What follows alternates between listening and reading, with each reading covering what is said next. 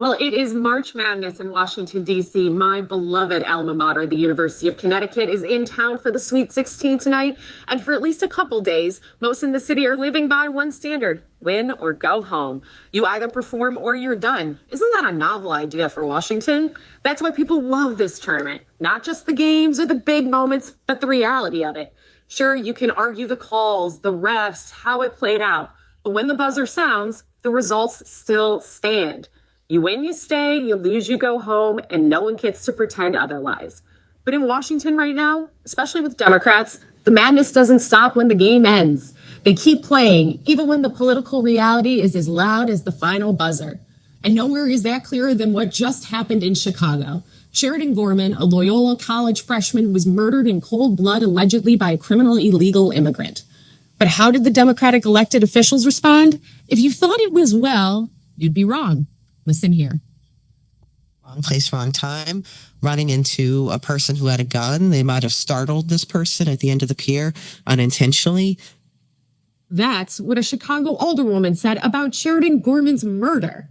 Put that right up there with excuses that sound a lot like blaming a woman for being attacked because of what she was wearing. She tried to walk it back and blamed others for misconstruing it, but there's not much to misconstrue there. That's not an explanation. It's just an attempt to move past what's already obvious, that this should have never happened. At the same time, Illinois Governor J.B. Pritzker over the summer was out on that same lakefront talking about how absolutely gorgeous it is as a backdrop to take a shot at President Trump. And now, after the murder, he turns around and says the president needs to enforce the law and that Trump isn't going after the worst of the worst. And in true Democratic fashion, Pritzker blamed everyone else. Quote, there have been real failures, national failures, a failure of the president to follow his own edict to go after the worst of the worst. Oh, so now it's a federal failure, even though Illinois is a sanctuary state. Even though under the Illinois Trust Act, local law enforcement is limited in how it can cooperate with federal immigration authorities, including not hiring ICE detainers. What do you know? Chicago's a sanctuary city. Those are policies Democrats support. Those are decisions made at the state and local level. And then, when faced with what happened, Democratic leader Hakeem Jeffries still won't meet the moment. When Fox reporter Bill Malugin asked Jeffries if the person charged with the killing of the murderer of Gorman is convicted, should he be deported, Jeffries responded, quote, I'll look into the case. That's the Democratic playbook. Each step of this, all in one place. Try to walk it back, explain it away, and blame someone else. And when the question is as simple as it gets, don't answer it. And at a certain point, that's the madness. Because this is one of those moments. It's like in Ghostbusters where they say, if someone asks you if you're a god, Ray, you say yes. This is that kind of question. The answer is so obvious. Yes, sanctuary policies coddle criminals. Yes, Biden's border policies have had real consequences.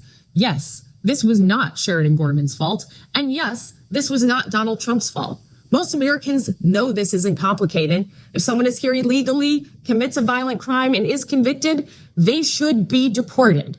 But instead of saying that, Democrats move past it like the results don't count. Democrats don't face reality like a team who just busted everybody's bracket.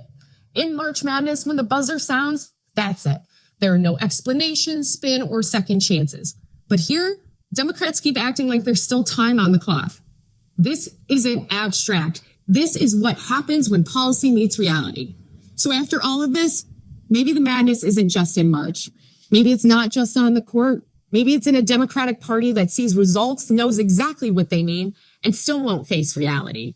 And in the madness of March, Americans are tired of being told not to believe what's right in front of them. So I'll start by stating the obvious. Go Huskies. Bring home those national championships to stores, number 7 for the men and number 13 for the women. And in Washington, it's time to start stating the obvious too.